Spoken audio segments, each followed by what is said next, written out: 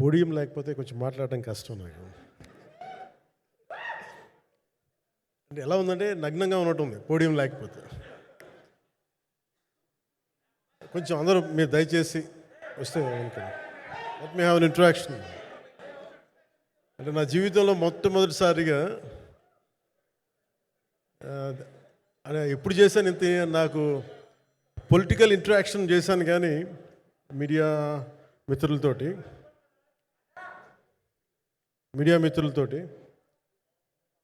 Cinema పరంగా నేను ఎప్పుడు ఆలోచించలేదు, ఎప్పుడు నాకు చేయలేదు. ఫస్ట్ టైం మొదటిసారి నేను ఎప్పుడు కొంచెం మొహాట పడతాను మాట్లాడటానికి సినిమాకి సంబంధించినంత వరకు. ఇక్కడ సినిమాని ఎలా ప్రమోట్ చేసుకోవాలో నాకు తెలియదు. పని చేయడం తెలుసు తప్ప దీన్ని అంటే మనం ఇంత చేసామని చెప్పడం ఎప్పుడు నాకు కొంచెం ఎబ్బెట్టుగాను ఇబ్బందిగా ఉంటుంది.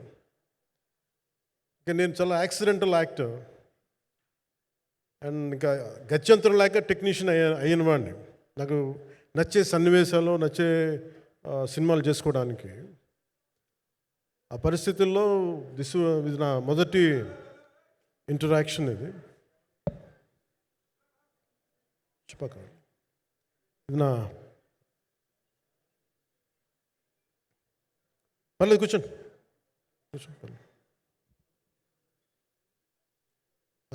రథం గారు వస్తారా? అంటే ఇదంతా చేయడానికి,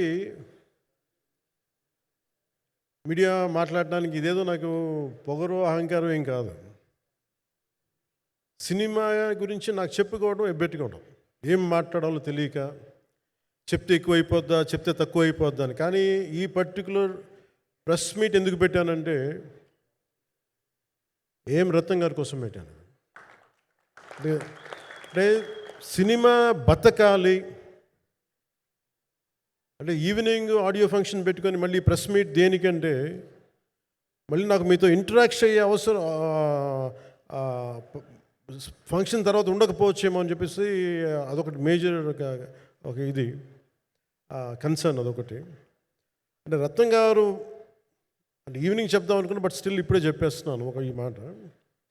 త్రివిక్రమ్ గారు రాసిన ఒక డైలాగు అజ్ఞాతవాసిలో, ఒక చిన్నపాటి సౌకర్యం కోసం, ఇక్కడ మీరు కూర్చున్న ఒక చిన్నపాటి కుర్చీ కోసం ఒక యుద్ధమే చేయాల్సి వస్తుంది. అలాంటిది ఒక సినిమాని చేయడం అంటే ఎన్నిసార్లు మినీ యుద్ధాలు చేయాలి. ఆర్థికంగా కావచ్చు, క్రియేటివ్గా కావచ్చు, వీటన్నిటికీ సంబంధించి. అలాంటిది నేను ఎప్పుడు కూడా సినిమాల్లోకి రాకముందు ఏం రత్నం గారు లాంటి వ్యక్తి నా ప్రొడ్యూసర్ అయితే బాగుండు అనుకున్నాను. భారతదేశానికి పాన్ ఇండియా సినిమాని, ముఖ్యంగా రీజనల్ సినిమాని జాతీయ స్థాయిలో తీసుకెళ్ళిన వ్యక్తి ఆయన. తమిళ సినిమాని చాలా ఛాలెంజింగ్ తెలుగులో డబ్ చేసి దాన్ని స్ట్రైట్ సినిమాలతో సమానంగా ఆడేంత సత్తా చూపించిన వ్యక్తి. Film industry creative ability, creative potentiality పెంచిన వ్యక్తి. ఈ సినిమా చాలా ఒడిదుడుకులు ఎదుర్కొంది. 2 కరోనా పరిస్థితులు ఎదుర్కొంది. అన్నిటికీ మధ్యలో సినిమా మన క్రియేటివ్గా కొంత ఇబ్బంది ఎదుర్కొంది. అల్టిమేట్ ఆబ్జెక్టివ్ సినిమా బాగా రావాలని, నేను ఎప్పుడు ఏం చేసినా సినిమా బాగా రావాలనుకుంటాను. ఈ సినిమాకి ప్రత్యేకించి ఆయన తపన చూసి నేను ముఖ్యంగా పొలిటికల్ ప్రాసెస్కి వెళ్ళిపోయిన తర్వాత, పాలిటిక్స్కి వెళ్ళిపోయిన తర్వాత, డైరెక్షన్ అని వీటికి దూరమై క్రియేటివ్ పార్టీకి దూరం అయిపోయిన తర్వాత, పాలిటిక్స్ నా ప్రైమరీ ఫోకస్ అయిపోయిన తర్వాత, మళ్ళీ దృష్టి పెట్టి సినిమా కావాలి మీరు చెయ్యాలని చెప్పి నా దగ్గరికి వచ్చి కోరుకున్నప్పుడు నేను ఎంత బెస్ట్ ఇవ్వగలను ఆ సినిమాకి అంత ఇచ్చాను. నేను అంటే నా బెస్ట్ ఇచ్చాను. అంటే నేను అంటే అన్నిటికంటే కూడా నేను ఇవ్వలేనిది టైం ఇవ్వలేను నేను. కానీ అలాంటి పరిస్థితుల్లో ఒక క్లైమాక్స్కి దాదాపు 57 రోజులు షూట్ చేయాల్సి వచ్చింది. మండు టెండ బాగా, ఇట్స్ కైండ్ ఆఫ్ ఒక మిడ్ మే అంటే చాలా పిచ్చి ఎండ అన్నమాట.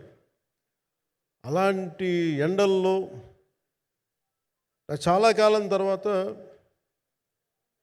నాకు మార్షల్ ఆర్ట్స్, నేను ఎప్పుడో నేర్చుకున్న మార్షల్ ఆర్ట్స్, ఒక ఎస్క్రీమా కానీ, ఊషు కానీ, నేను నేర్చుకున్న సెల్ఫ్ డిఫెన్స్ టెక్నిక్స్ కానీ, యుఎస్లో నేను ఒక వర్క్షాప్ చేసిన జీత్ కండు ఇవి కానీ ఇవన్నీ ఈ సినిమాకి నాకు పనికి వచ్చినాయి. నాకు ఇవన్నీ వీళ్ళతో డిఫరెంట్ కొరియోగ్రాఫర్స్తో కూర్చొని ప్రత్యేకించి క్లైమాక్స్ పార్ట్ ఇది అందరికీ ఇన్స్పైర్ చేసింది.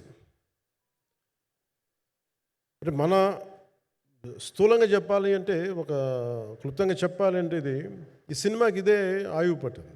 ఈ ఫస్ట్ పార్ట్కి ఎక్కడో కొల్లూరు నుంచి మన కృష్ణానది తీరం కొల్లూరు, విజయవాడ సమీపంలో ఉన్న కొల్లూరు ప్రాంతం నుంచి దొరికిన ఒక కోహినూరు వజ్రం నుంచి అది ఎటు మన గోల్కొండ రాజుల దాకా వచ్చింది, మన హైదరాబాద్ సుల్తాన్ల దాకా ఎలా వచ్చింది, దీని ట్రావెల్ ఇటు వెళ్ళింది. ఇవన్నీ జరిగినప్పుడు దీని నేపథ్యంలో జరిగే కథ ఇది. ముఖ్యంగా ఈ ఫౌండేషనల్ వర్క్ చేసిన వ్యక్తి క్రిష్ జాగర్లమూడి గారు చాలా హై కాన్సెప్ట్తో పట్టుకొచ్చారు దీన్ని. ఆయనను రత్నం గారు నా దగ్గరికి వచ్చినప్పుడు చాలా బాగా నచ్చి వెంటనే చేశాను. చేసిన తర్వాత ఒక్కొక్కటి కరోనా నిజంగా ఇంపాక్ట్ వచ్చింది. అంటే ఎలా ఉండదంటే, ఎంత హార్డ్గా ఉండదంటే ఇండస్ట్రీ, అది ఎవరిని తప్పు పట్టలేము. ఒకప్పుడు ఆయన వెంట చుట్టిన నిర్మాతలు, ఆయన వెంట తిరిగిన డిస్ట్రిబ్యూటర్స్, హీరోస్ అందరికి అలాంటి వాళ్ళకి ఒక నిర్మాతగా ఆయన తపన పడుతుంటే నాకు అంటే ఆయన కోసం ఖుషి తీస్తున్నప్పుడు కానీ ఆయనతోటి ఎంత సౌకర్యం ఇచ్చారంటే, అసలు మాకు 1 month ముందు ప్రీ ప్రొడక్షన్ అయిపోయి నాకు అంత సౌకర్యాన్ని ఇచ్చారు. నేను కంపోజ్ చేసిన యాక్షన్ సీక్వెన్సెస్ కానీ ఫైట్స్ కానీ ఖుషీకి నాకు ఆల్రెడీ ఒక 1 month 1.5 month థియేటర్ నాకు ఇచ్చేసి, మన సురేష్ ఎఫెక్ట్స్ థియేటర్ మొత్తం ఇచ్చి నాకు అంత లగ్జరీ ఇచ్చిన వ్యక్తి ఆయన నలిగిపోతుంటే నాకు నిజంగా చాలా బాధేస్తుంది. ఒకసారి it is not about money, it's not about success, it's about standing by whom you trust, who stood for the people and who stood for the industry. నాకు ఎందుకు ఇది మీతో పంచుకోవాలనిపించింది. సినిమా ఎంత విజయం ఇది నాకు నిజంగా తెలియదు, ఎందుకంటే నేను ఇట్లా అనుకోవచ్చు ఇంకోలా కానీ ఒక్కటి మటుకు చాలా సిన్సియర్గా చెప్పగలను. Krish came out with very good concept, చాలా హై కాన్సెప్ట్ పట్టుకొచ్చారు. కొంత వ్యక్తిగత కారణాలు, కొన్ని ప్రొఫెషనల్ కారణాలు ఆయన ప్రాజెక్టుకి బయటికి వెళ్ళినా కానీ దీన్ని ఫౌండేషనల్ వర్క్ చేసిన క్రిష్ గారికి మనస్ఫూర్తిగా నా హృదయపూర్వక ధన్యవాదాలు తెలియజేస్తాను మా అందరి తరఫున. అలాగే తర్వాత స్టెప్ ఇన్ అయ్యింది మన జ్యోతికృష్ణ గారు. నేను ఖుషి సినిమా చేస్తున్నప్పుడు అప్పుడే లండన్ ఈ ఫిల్మ్ మేకింగ్ కోర్స్ చేసి మన డైరెక్షన్లో ఇన్స్టిట్యూట్ అంతేనా డైరెక్షన్ ఫిల్మ్ మేకింగ్ కోర్స్ చేసి అప్పుడే గ్రాడ్యుయేట్ అయ్యి వచ్చి అప్పటి నుంచి ఉన్నప్పుడు బట్ యాక్చువల్ తనతో మాట్లాడుతుంటే మోస్ట్ సెన్సిబుల్ డైరెక్టర్ అనిపించారు. ఈ ఒక టైంలో ఏమనిపించిందంటే, బయట ఉన్న మాటలు కానీ అసలు సినిమా వస్తుందా లేదా బయటికి అని ఉండేది. కానీ మాకు ఎప్పటికప్పుడు నీరసం పడిపోయినప్పుడల్లా నాకు నీరసం వచ్చేసేది. సినిమా అవ్వదా అనుకున్నప్పుడల్లా దీనికి ప్రాణవాయువునిచ్చిన వ్యక్తి కీరవాణి గారు. ప్రతిసారి నేను వర్క్ చేసి నేను ఎందుకంటే సినిమా చివరి దాకా నేను నమ్మను ఎప్పుడు. నేను ఒక సినిమాని నేనేం నమ్ముతాను, చిన్నప్పటి నుంచి వెరీ ఫార్మేటివ్ ఇయర్స్లో నుంచి కూడా ఒక మంచి సినిమా గురించి నువ్వు మాట్లాడక్కర్లా, రిలీజ్ అయితే బాగలేకపోతే ఎలాగ మాట్లాడక్కర్లా. అందుకే నేను ఎప్పుడు సినిమా క్వాలిటీ మీద దృష్టి పెడతాను తప్ప ఇంక మిగతా వాటి మీద మాట్లాడను. అందుకే నాకు ఎప్పుడు ఈ మాట్లాడటం అనే దాని మీద ఎప్పుడు దృష్టి పెట్టలేం. కానీ ఫస్ట్ టైం ఈ సినిమాకి చాలా అవసరం అనిపించింది. ఎందుకంటే ఒక నిర్మాతలు కనుమరుగవుతున్న ఈ సమయంలో ఒక బలమైన సినిమా తీసి ఒడిదుడుకుల్ని తట్టుకోగలిగి ఒక నిర్మాత కనుమరుగవ్వకూడదు. ఆయన పక్కన ఏది ఉండాలని అండగా ఉండాలని చెప్పేసి నేను అన్నీ వదిలి, ఇంత బిజీ షెడ్యూల్స్ అన్నీ వదిలేసి, ఒకవైపు నన్ను నా ప్రత్యర్థులు తిడుతున్నా కానీ, సినిమాలకు వెళ్ళిపోయిన తిడుతున్నా కానీ, ఇదేంటంటే నాకు అన్నం పెట్టింది ఇది నాకు నా సినిమా పరిశ్రమ. అంటే ఇక్కడున్న మిత్రులందరూ కూడా చాలామందికి నేను ఇండివిజువల్ ఇంటర్వ్యూస్ ఇచ్చాను. నేను చాలాసార్లు నాగేంద్ర కానీ మీరు కానీ చాలామందికి, వీళ్ళందరూ చాలామందికి నేను వ్యక్తిగతంగా తెలుసు. కాకపోతే నాకు సినిమా అంటే నేను సినిమా గురించి ఎక్కువ చెప్పలేక ఎక్కువ మాట్లాడలేను. కానీ బట్ నాకు నిజంగా సినిమా మీద అపారమైన గౌరవం, సినిమా మీద అపారమైన ఆసక్తి, నాకు ప్రాణవాయువు అది. Story telling is a necessity for each and every individual. So cinema అది మనకు కల్పిస్తుంది, సినిమా మనకి అలాంటి. కానీ ఈ సినిమా ప్రత్యేకించి చాలా ఛాలెంజింగ్ సర్కమ్స్టాన్సెస్లో, చాలా ఒడిదుడుకుల్లో, యాడ్వర్స్ కండిషన్స్లో కూడా మనస్ఫూర్తిగా దీన్ని ముందుకు తీసుకెళ్ళి, ఆర్థిక ఇబ్బందులు ఎన్ని వచ్చినా కానీ, అంటే నాకు పొలిటికల్గా పేరుండొచ్చు, దేశవ్యాప్తంగా నేను తెలిసి ఉండొచ్చేమో, కానీ సినిమా పరంగా వచ్చేటప్పుడు నేను చాలా హీరోస్తో కంపేర్ చేస్తే వెరీ వాళ్ళందరికంటే చాలా తక్కువ నేను. సో దానికి ఉండే ఇబ్బందులు దానికి ఉంటాయి. మిగతా వాళ్ళకి బిజినెస్ అయినందుకు నాకు బిజినెస్ అవ్వదు, వాళ్ళకు వచ్చినందుకు నాకు రాకపోవచ్చు. ఎందుకంటే నా దృష్టి, నా కాంపిటేటివ్నెస్ ఎప్పుడు నేను సినిమాల మీద పెట్టలేదు. నేను ఇప్పుడు సొసైటీ పొలిటికల్ ప్రాసెస్ పెట్టాను, కానీ ఎప్పుడు సినిమా మీద నేను ఎంత ఉండాలనేది నేను ఎప్పుడు పెట్టలేదు. నేను ఎప్పుడు చాలాసార్లు మన నాగేంద్ర కానీ మిగతా మన సూపర్ హిట్ మన కీర్తిశేషులు బిఆర్ రాజు గారు చనిపోయారు, ఆయనకి ఇంటర్వ్యూస్లో కూడా ఉంటుంది. ఈ చిత్ర పరిశ్రమ చాలామంది హీరోస్ ఉంటారు, వాళ్ళలో నేను వన్ ఆఫ్ ది హీరో అంతే. నాది ఒక సంవత్సరంలో ఒక ఫ్రైడే, ఒక థర్స్డే రిలీజ్ అవుతుంది అంతే, అంతకుమించి తప్ప ఇది అందరి పరిశ్రమ, అందరూ రావాలి అలాంటిది నేను కోరుకునేవాడిని నేను. సో దాంట్లో భాగంగా రత్నం గారు లాంటి నిర్మాత బతికుండాలి, రత్నం గారి నిర్మాతకి ఇబ్బందులు కలగకూడదని చెప్పి లాస్ట్ మినిట్లో ఇంక చూసిన తర్వాత I stepped in to it. నేను భుజాల మీదకి తీసుకున్నాను ఇది. క్లైమాక్స్ని ఎలా భుజాల మీదకి అంటే, ఎందుకంటే ముఖ్యంగా ఇక్కడ ఇది ఇంకొక బలమైన స్టార్ కాస్టింగ్ చాలా బాగా చేశారు ఆయన. ముఖ్యంగా బాబీ డియోల్ గారిని అంటే ఈరోజు చూస్తుంటే నాకు అదే అనిపించింది. ఈరోజు మన ప్రెస్ మీట్ కూడా నేను వచ్చాను. అందరూ ఎంత బిజీగా ఉన్నారని కొన్ని రాత్రుల నుంచి నిద్రలేదు. మన మనోజ్ పరమహంస గారికి కానీ, రత్నం గారికి కానీ, జ్యోతి గారికి కానీ. పాపం ఈ సినిమా ప్రమోషన్ సింగిల్ హ్యాండెడ్గా పాపం నిధి అగర్వాల్ భుజాల మీద వేసుకొని నాకే బాధ అనిపించింది. పాపం ఒక అమ్మాయి తన కెరీర్ తను చూసుకోవాల్సిన అమ్మాయి కూర్చోబెట్టి నాకే సిగ్గు అనిపించింది. I have to truly appreciate you. అంటే చాలా పాపం అన్నీ వెళ్తూ ఉంటే నాకు ఇదేంటి సినిమాని అనాథలా వదిలేశారండి అనిపించింది. సో నాకేమనిపించింది, ఈ సినిమాకి ఎవరు అనాథలా వదలలేదు, నేను ఉన్నానని చెప్పడానికి వచ్చాను ఈ రోజున. ఎందుకంటే నేను కోట్లాది మంది ప్రజలకి అండగా ఉండేవాడిని, దేశంలో ఉండే సమస్యలకి స్పందించేవాడిని. అలాంటిది తెలుగు సినిమాకి, నా సినిమాలకి మీకు తెలుసు గతంలో ఎన్నిసార్లు ఇబ్బందులు పెట్టారు. అదే మన ప్రభుత్వం అక్కడికి రాగానే వెంటనే సాధారణంగా హృదయ కవాటాలు తెరిచి మరి ఆహ్వానించాం. ఏమి కృతజ్ఞత కూడా ఆశించలేదు. అంత చిత్ర పరిశ్రమను అంత గుండెల్లోకి తీసుకుంటాం. అలాగే దీనికి సంబంధించి అలాంటిది నా సినిమాని నేను ఎందుకు వదిలేస్తాను? ఎందుకంటే ఇది ఇంకో సినిమా కాదు. ఒక మేకప్ మ్యాన్గా ప్రారంభమయ్యి ఇంకో ప్రొడ్యూసరు, డబ్బులున్న ప్రొడ్యూసరు, పెద్ద జీవితాల నుంచి వచ్చిన ప్రొడ్యూసరే కాదు, చాలా చిన్న స్థాయి నుంచి, ఒక మేకప్ మ్యాన్ స్థాయి నుంచి బాయ్గా స్టార్ట్, అంటే చిన్నప్పటి అసిస్టెంట్గా స్టార్ట్ అయ్యి చాలామంది మన సీనియర్ దర్శకులందరి దగ్గర పనిచేసి అంచెలంచెలుగా ఎదిగి నిర్మాత అయ్యి, దర్శకుడయ్యి, స్క్రీన్ ప్లే రైటర్ అయ్యి, మీరు ఏమన్నానంటే ఆయన మౌనంగా ఉంటారు. ఎవరు ఎన్ని ఇబ్బందులు పెట్టినా మౌనంగా ఉంటారు. ఆయన మౌనం ఒకసారి నాకు విపరీతమైన అసహనానికి గురి చేసేస్తుంది. మీరు ఏదైనా మాట్లాడాలంటే ఎవరు ఇబ్బందులు పెట్టి ఏం ఎదురు తిరగరు ఏంటంటే ఇలా అంటారు, ఏం చేయాలి. ఇంకా ఇలాంటి వ్యక్తికి ఆయన మౌనం నన్ను ఇలా రోడ్ల మీదకి వచ్చి ఇలా మీ దగ్గరికి ముందు నుంచోబెట్టింది. అంటే ఆయన ఏంటంటే చెప్తారు, ఆయన మౌనం అంటే రమణ మహర్షి నుంచి బాగా నేర్చుకున్నట్టున్నారు. మౌనం అన్నిటికీ సమాధానం.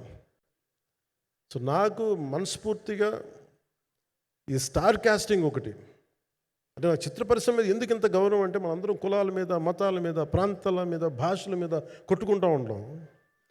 But any film industry take in this world, especially Indian film industry, దీనికి there is no caste discrimination, there is no region discrimination, there is no religion discrimination, nothing.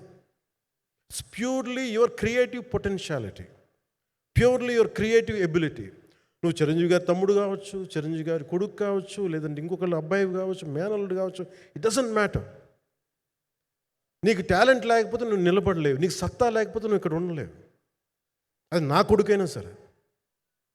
It all depends నీకు ఎంత tenacity ఉంది, ఎంత perseverance ఉంది, ఎంత నిలబెట్టుకోగలవు, ఎంత నిలదొక్కుకోగలవు, ప్రతికూలతలు ఎంత బలంగా నిలబడగలవు.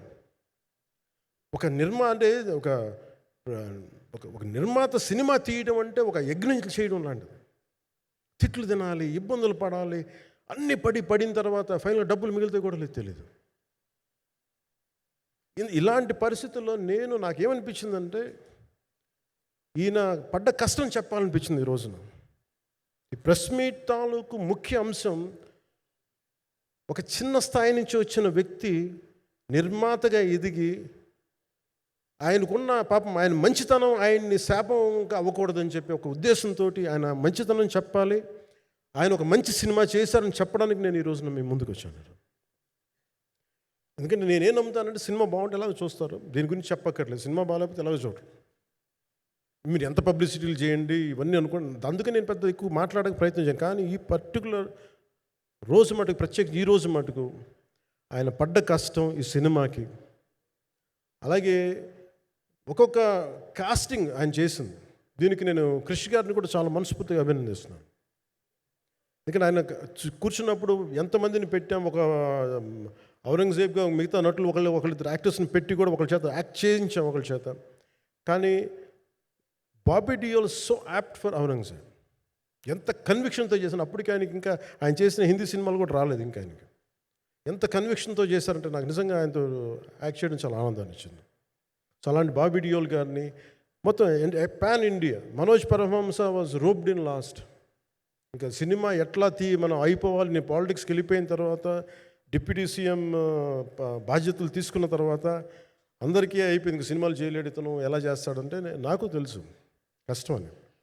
నేను ఎలా చేశాను ఈ సినిమా అంటే, పొద్దున్న 2 గంటలు చేసామండి బ్రేక్ఫాస్ట్ టైము, లేదంటే నా ఎక్సర్సైజ్ టైంని కొంచెం మిడ్ నైట్గో లేదంటే ఎర్లీ మార్నింగ్ 4 గంటలు పెట్టుకొని, ఆ 2 గంటలు ఏమి దొరుకుద్దో ఆ 2 గంటలు ఇస్తే జ్యోతి, మనోజ్ గారు, మన రత్నం గారు వీళ్ళు కూర్చొని ప్లాన్ చేసి, అది కూడా నా ఆఫీస్కి, నా పార్టీ ఆఫీస్కి కూతవేటు దూరంలో ఉన్న ఒక మా స్నేహితులు ఒక వాళ్ళ గోడౌన్ ఉంటే అక్కడ కూర్చొని షూట్ చేశాం.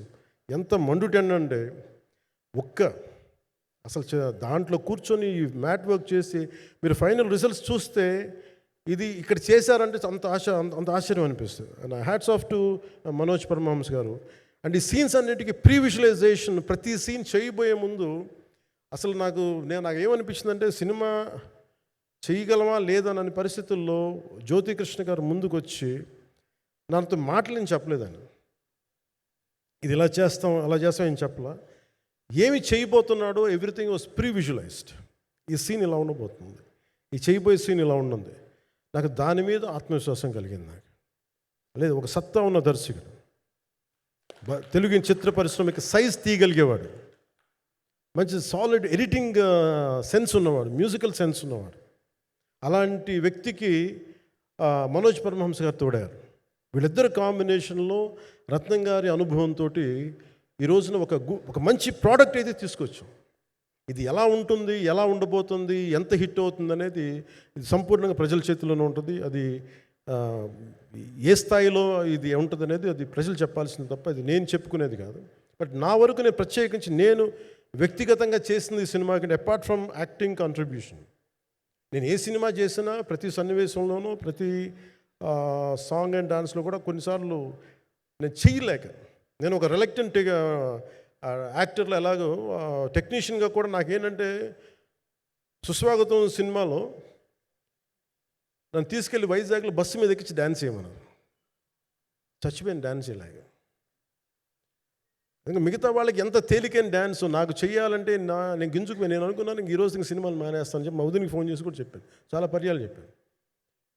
అలాంటి అందుకని నాకేంటంటే సాంగ్ అండ్ డ్యాన్స్ కూడా నేను ఎలా చేయగలను దానికి అనుకోగా నేను ఎత్తుక్కుంటాను. అలాగే యాక్షన్ సీక్వెన్స్ కూడా రియల్ లైఫ్లో కొడితే ఎలా ఉంటుంది, మార్షల్ ఆర్ట్స్లో సాధన ఉన్నవాడిని, ఈ లాట్ ఆఫ్ వర్క్షాప్స్, ఈ మార్షల్ ఆర్ట్ వర్క్షాప్స్ చేసిన వాడిని కాబట్టి హౌ రియలిస్టిక్ వీ కెన్, ఎంత సహజంగా మనం వెళ్ళగలం, వీటి మీద ఒక అవగాహన ఉన్నవాడిని కాబట్టి చాలాసార్లు కూర్చుంటాను. కానీ ప్రత్యేకించి ఈ 20 minutes లాస్ట్ సీక్వెన్స్ ఇది 2 పార్ట్స్గా ఎలా అయింది అంటే, ఒరిజినల్ థాట్ క్రిష్ గారి దగ్గర నుంచి వచ్చినప్పుడు ఇట్ వాస్ క్వైట్ లాంగ్. ఒక నిన్న ఈ సినిమా ఒక పాటలు అవుద్దని అనేవాడు మొదటి నుంచి. బట్ లేటర్ వాళ్ళు డిసైడ్ చేసుకొని ఒక టైంలో ఇది అవ్వదు, you want make it as 2 parts అనుకున్నప్పుడు ఎక్కడికి వచ్చి ఆగిందంటే ఈ క్లైమాక్స్ దగ్గరికి వచ్చి ఆగింది ఫస్ట్ పార్ట్. సో చెప్తున్నప్పుడు నాకేమనిపించిందంటే how else we can take it, how else we can scale it up. So దానికి నేను కూర్చొని నాకున్న ఈ మార్షల్ ఆర్ట్స్ కానీ బేసిక్ యాక్షన్ కొరియోగ్రఫీ నా ప్యాషన్ కాబట్టి ఈ పర్టికులర్ డ్రామా, ఈ పర్టికులర్ దాంట్లో ఏంటంటే మొఘల్ టైమ్స్లో ప్రతి ఒక సగటు భారతీయుడు అనుభవించిన బాధ అది. ఒక యావరేజ్ సగటు భారతీయుడు మొఘల్ కాలంలో అనుభవించిన ఒక ఒక ఒక సిచ్యువేషన్. ఆ సిచ్యువేషన్ హీరోకి సంబంధం ఉండదు, కానీ how he gets entangled, how he gets involved in it, that is the outcome, that has been captured. So దీన్ని ఒక 57 days మేము చేయగలిగామంటే, ఆ రోజు నాకు కనుక మన జ్యోతి గారు ఉండుంటే పక్కన, maybe out done it in at least ఒక 50% ఆఫ్ ఇట్. ఎందుకంటే నేను చెప్పింది అలా చేయగలరు ఇవన్నీ కూర్చోబెట్టి వీ డిడ్ అవర్ బెస్ట్. అంటే నేనేమనుకున్నానంటే క్లైమాక్స్ చేసేటప్పుడు ఇంక నేను సినిమాలు చేస్తానో కూడా లేదో నాకు తెలియదు, కానీ నాకు ఇష్టమైన నిర్మాత, తెలుగు చిత్ర పరిశ్రమకి నిజంగా ఒక అండగా ఉన్న నిర్మాత, I want give my best to him. నేను అందుకని ఆంధ్రప్రదేశ్ ప్రభుత్వానికి కూడా మన ముఖ్యమంత్రి గారికి కూడా తెలియజేశాను, ఈయన్ని ఫిల్మ్ డెవలప్మెంట్ కార్పొరేషన్కి చైర్మన్ నేను ప్రతిపాదించాను. అంటే నాకేంటంటే I don't want it to be a political, ఆయన నా నిర్మాతని కాదు, ఈయన అందరు హీరోలతో తీశారు, ఈయన పాన్ ఇండియాలో ప్రతి ఒక్కరు తెలిసి ఈయనంటే. ఇలాంటి వ్యక్తి ఉంటే మన తెలుగు చిత్ర పరిశ్రమకి బాగుంటుంది. అలాగే ప్రత్యేకించి తెలుగు చిత్ర పరిశ్రమ అనేది నాకు ఈ టాలీవుడ్ అనే పదాలు నాకు వాడటం నాకు ఇష్టం ఉండదు. Bollywood, Tollywood, Kollywood, Mollywood, why should we ape Hollywood? We have a greater story narrative ability మన దగ్గర ఉంది. We have a greater storytelling ability. We don't have to ape Hollywood. We take the best practices of Hollywood, but not necessarily the name of Hollywood. వాళ్ళకున్న professionalism మనం నేర్చుకోవాలి, వాళ్ళకున్న commitment నేర్చుకోవాలి, వాళ్ళకున్న production designing ability మనం తీసుకురాగలగాలి. So ఇవన్నీ నేను నా పరిధిలో ఈ రోజున ఆంధ్రప్రదేశ్ ప్రభుత్వం ప్రత్యేకించి ఈ శాఖ నా పరిధిలో ఉంది కాబట్టి దానికి ఆయన పేరు ప్రతిపాదించిన ఉద్దేశం ఏంటంటే, తెలుగు చిత్ర పరిశ్రమ తెలంగాణలో ఉన్న, కర్ణాటకలో ఉన్న, చెన్నైలో ఉన్న ఏదైనా సరే తెలుగు చిత్ర పరిశ్రమ, భారతీయ చిత్ర పరిశ్రమకి చాలా మంచి జరగాలి, ఇలాంటి వ్యక్తి ద్వారా ఏదైనా చేద్దాం అనే ఒక ఆయన పేరు ప్రతిపాదించాను. భవిష్యత్తులో అవుతారని మనస్ఫూర్తిగా నేను ఆశిస్తున్నాను. అందుకని అన్నీ నా చేతిలో ఉండవు కదా, అందుకని చెప్తాను. ఇఫ్ అండ్ బట్ చెప్పాలి కదా. సో ప్రత్యేకించి మీ అందరికీ నా హృదయపూర్వక ధన్యవాదాలు తెలుపుకుంటూ, నెక్స్ట్ 2-3 daysలో I'll try to give as many interviews as I can. Nidhi, I'm grateful to you. పాప చాలా తపన పడి ఇవ్వంటారు. ఈరోజు ఎలా ఉంది అంటే, నాకు ఎలా అనిపించిందని, ఇందాక నేను వస్తున్నప్పుడు ఎవరు లేరు, వీళ్ళు కూడా ఎవరు లేరు.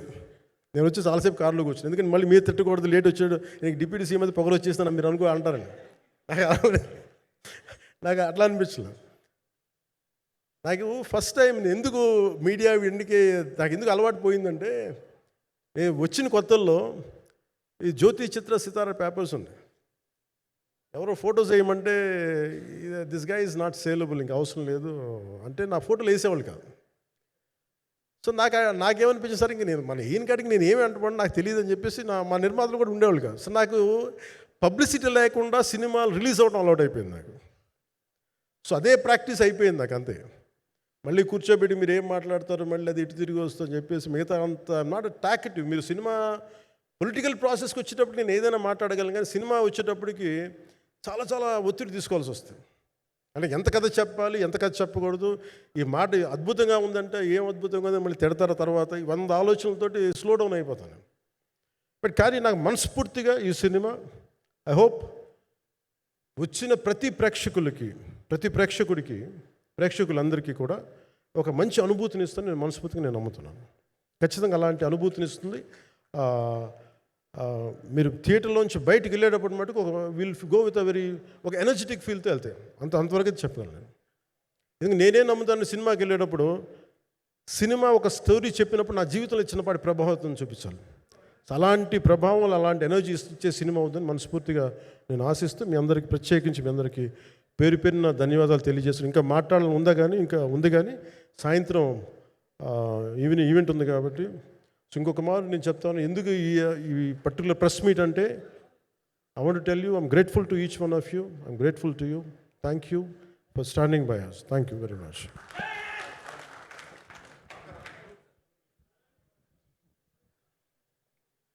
మీడియా మిత్రులందరికీ మరొకసారి ధన్యవాదాలు తెలియజెప్తూ ఉన్నాము. సో ఏం రత్నం గారు presence and mega Surya productions banner పైన వస్తున్నటువంటి ఫిల్మ్